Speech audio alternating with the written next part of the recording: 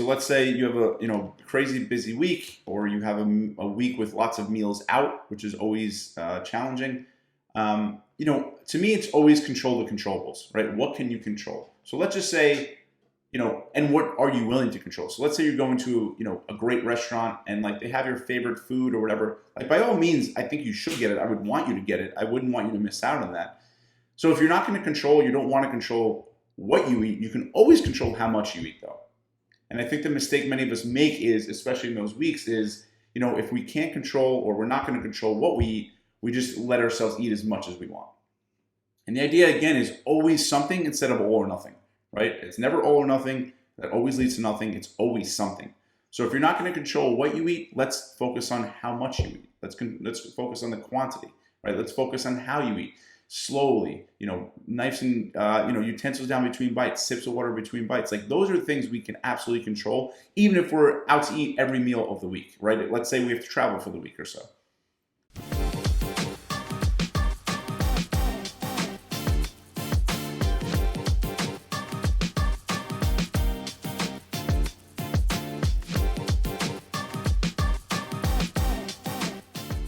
I'm super excited to talk about what we're going to talk about today.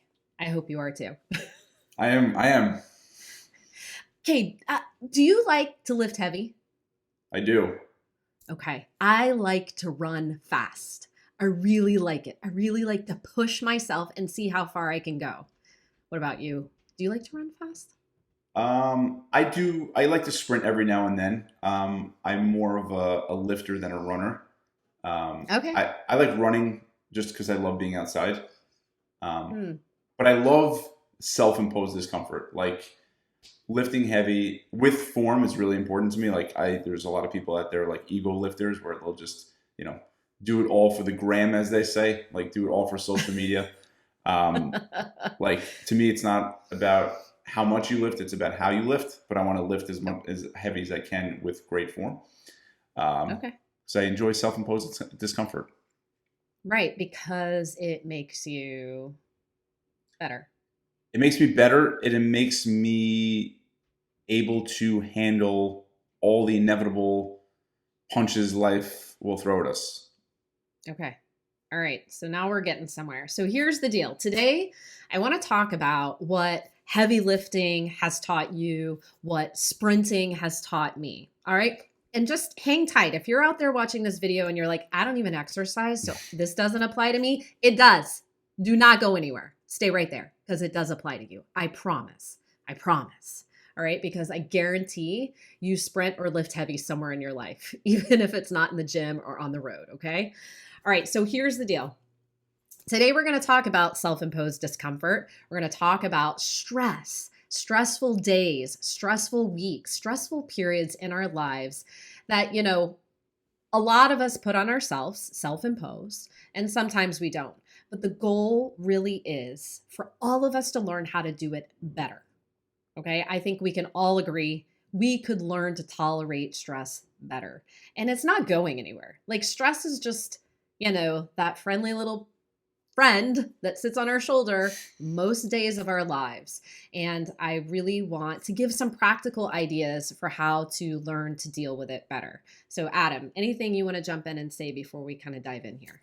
Yeah, I mean, I think part of this is also, I often say like the goal is instead of all or nothing, always something, and learning how to scale back the dial, turn it down versus turning it off. Right. And I think this video, the point of it, if I'm understanding it correctly, is we're giving practical solutions how to turn down the dial versus turning it off. Right. Did I understand the assignment? You have understood the assignment and you're going to help me explain all of that. But like you said, more practically, right? Because we do say it a lot, like turn it down rather than off. And I want to give people some very clear ideas of how to do that, because I think that's where we get better, right? Like nobody goes into a sprint interval and it's just like, I'm just going to run really hard for as long as I can, like until my legs fall off, because you cannot sprint forever.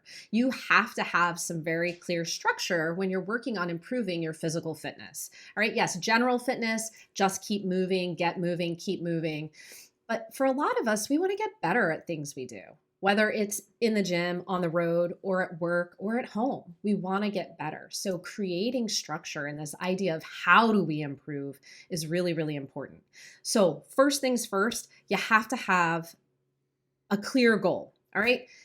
I don't know about you, Adam, but weeks where I've experienced a lot of stress at work, it's been because there's something I'm trying to achieve, right? Like I can think back last year, there were like 2 weeks in a row I booked myself into a pickle with Zoom calls, and it was wonderful. I had a really great goal. I wanted to be in touch with our amazing team of coaches, and I booked my entire day for like 2 weeks straight, full of these calls.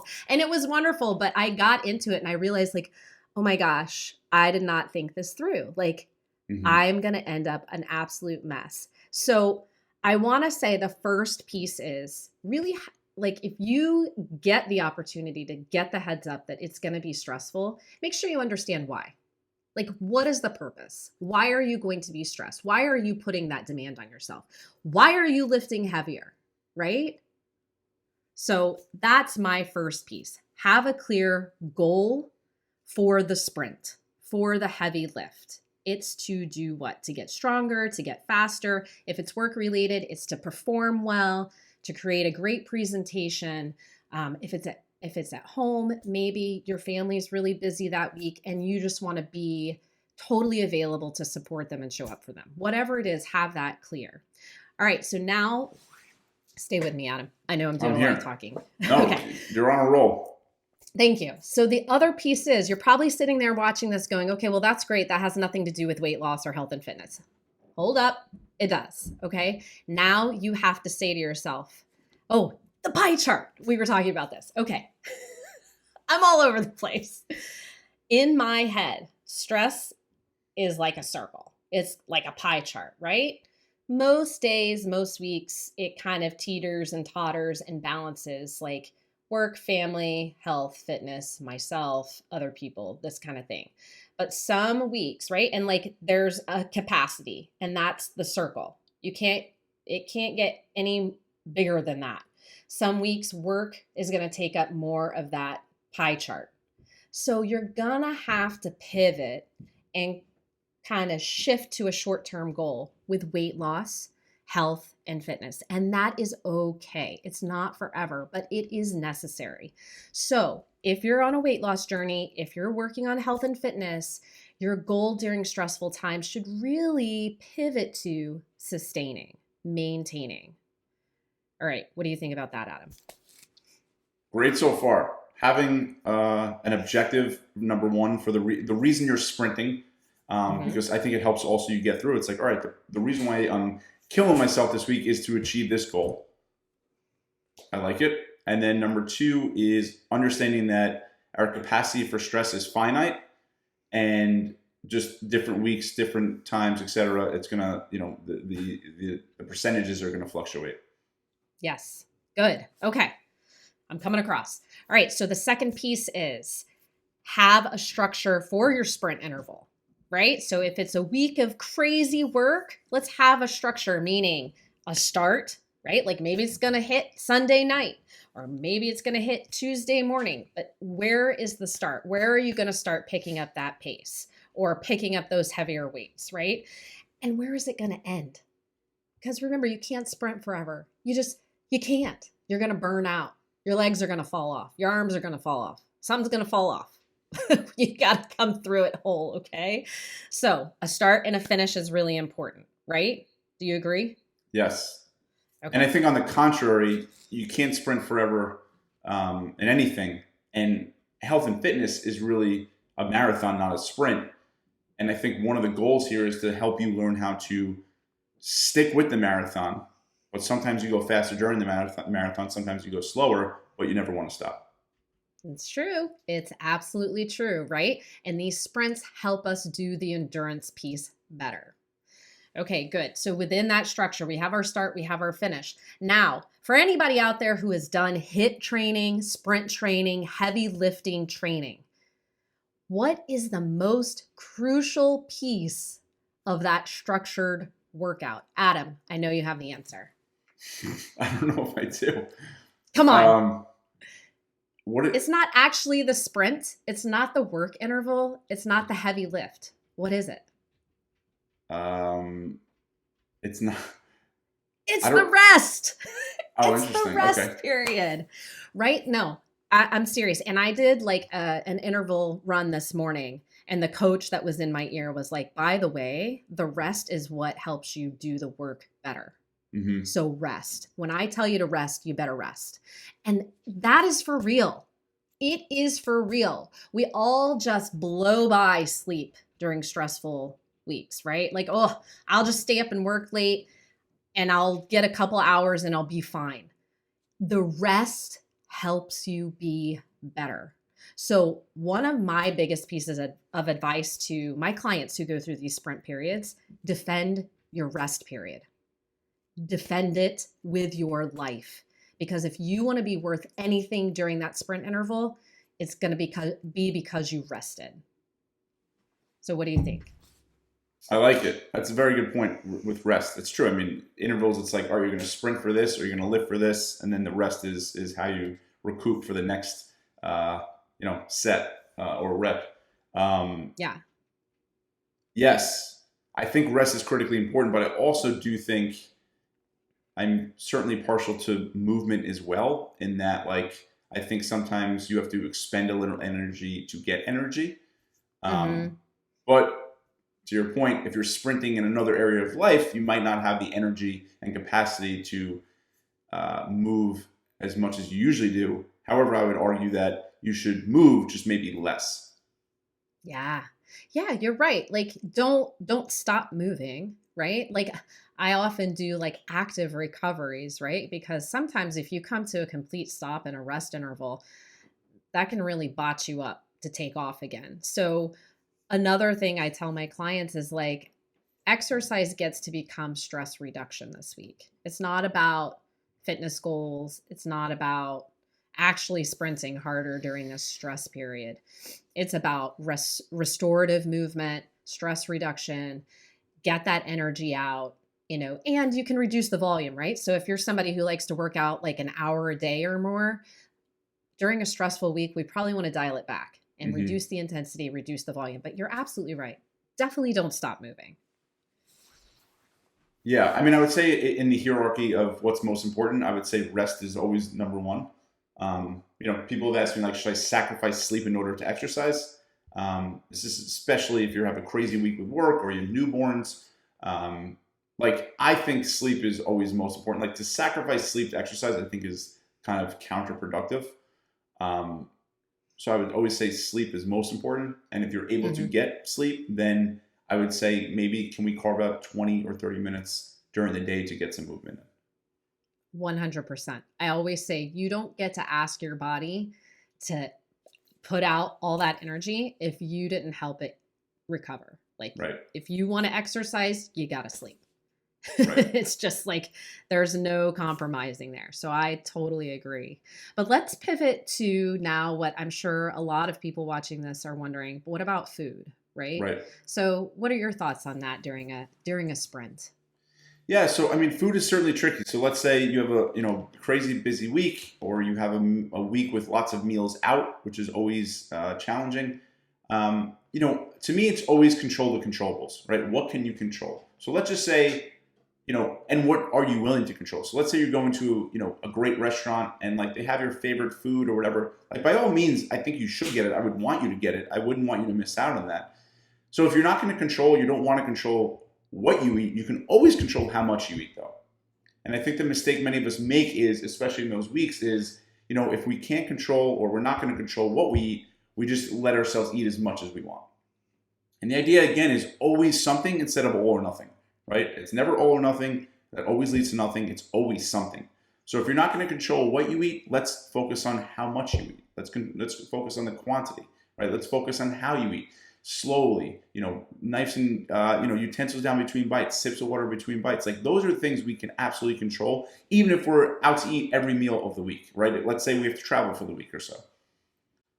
Definitely. Yeah. And in that is a plan, actually, right? Like, I know some people are probably like, yeah, but I should have a meal plan. And that can be one approach, right? Like, another thing I tell clients a lot is like, try to make as many decisions about food as possible before your sprint starts, so Yeah. you're not having to rely on the willpower. But I want to clarify that making the decision to control how much you eat, no matter where you are, is a plan, Yes. right? You've put it down. It's an intention, it's a plan, and it will work. So I think that's really important too, because your energy is going to be so shifted to that sprint. You're not going to have the ability or the wherewithal to make very good decisions about food from moment to moment.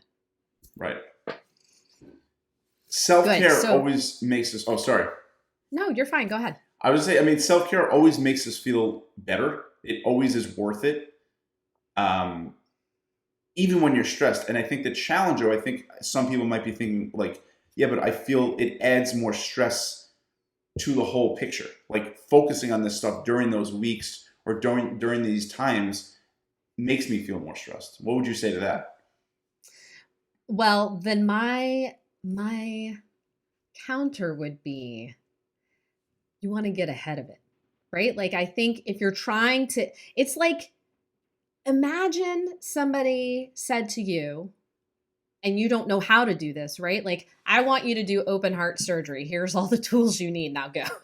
Right? Like, you're like trying to figure out how to use these instruments, and you're not a cardiologist, you're not a cardiac surgeon. And here you're on the spot trying to figure out, how do I do open heart surgery? Super stressful with Yeah. these new tools. So, in the weeks where you're not stressed, if you're working with a coach, that's where you're kind of learning some of these tools. But if you can do some thoughtful planning in advance, right? Remember, the planning piece, it sounds stressful, but it reduces how much energy you have to expend when the time comes. So pick one thing. Like, if this is your first time applying all of these ideas to a sprint week, pick one thing we've talked about. One thing. Maybe it's defending your rest periods. Maybe it's reducing your exercise volume. Maybe it's just making a plan for any meals you have to reduce how much of those you're eating, no matter what the food is. Pick one thing to start. What do you think, Adam? Do you think that addressed your answer or your question? Yeah, I'm just thinking about, I know I hear often it's just like I'm too stressed right now. Life is too crazy to focus on this. It's making me feel more stressed. I Hmm. feel like we hear that a lot. And I always think, I'm like, yeah, but self-care is what's going to help you feel less stressed. Mm-hmm. Mm-hmm. I think it's just a matter of doing too much, right? Right. Self-care is such like a big, Right. it's huge. And you get into that place where it's, I got to do it all or I can't do any of it. Yes. No, that's why I say, like, just pick one thing. Just Yes. pick one Right. thing. And it's okay, because the next sprint interval that comes up, maybe you pick two things. Right. You realize, like, I did well with the one. Let me pick the second one. Yeah. So yeah, I just think if you feel that way, if you feel stressed by trying to implement and integrate self-care into your sprint intervals, you have to tell yourself, I'm trying to do too much. And it's okay to just pick one of these things to work on. Because sprints are not forever, right? You're going to come to the other side of it. Things are going to slow down again, and you'll have another one inevitably, and then you can try and add on to that the next time. And yeah, you'll be better equipped to handle that. Absolutely. Absolutely. I did want to say one more thing. And this is like a bonus piece once you get good at like the rest intervals, the reduction in exercise volume, and the meal kind of planning, if you will. Fun. Fun is also important, right? Like, there are definitely sprint intervals I've done that feel like absolute misery. But I tell you, like, a good set of tunes in my ears, it feels so fun sometimes, right? So that's like a bonus nugget, if you will. But, don't knock it. Something like reading or scheduling in like 15 minutes to like knit, if you like knitting. I know it sounds really cheesy, but like, sprints can be fun. So make sure, if you're working on higher level sprinting or heavy lifting, you're incorporating a little fun here and there as well. Love it. So true. We all have an inner Cool. child. If that inner child gets neglected for too long, if there's no fun being had, then we look for easy, quick reliable ways to have fun, and that usually involves food. So if you plan a little fun, it helps you avoid that because you don't need the cheap, quick thrills. And sometimes those are fun too. So. Yes, absolutely. Absolutely. All right. Adam, anything else you want to contribute or say? No, I think we hammered home the point. I think the idea is that your health and fitness is a marathon, right? And within that marathon, there's going to obviously be other things going on in life that make those sections of the marathon hard. You might not be able to run as fast as you'd like to, but the idea is to keep going no matter what and being okay with slowing down. Sometimes no progress is progress during sprint weeks. Like just holding ground is really powerful and is really a great goal sometimes. I've talked to clients in the past, and like obviously they don't sign up to not lose weight, but one client was like, by the way, I just want you to know, if we weren't working together, I would have gained 25 pounds throughout the last 3 months, right? Like, and she was able to acknowledge that because typically she would have been really, really stressed, really using food, and she did not use food at all, and she was able to maintain. So have that perspective, turn down the dial. We gave you specific concrete examples on how to do it. And it doesn't matter how slow you go as long as you don't stop during those tough weeks. Absolutely. All right, guys, leave us some comments down below. Shoot an email to Adam. Almost couldn't get that one out. And we'll see you next time. Take care.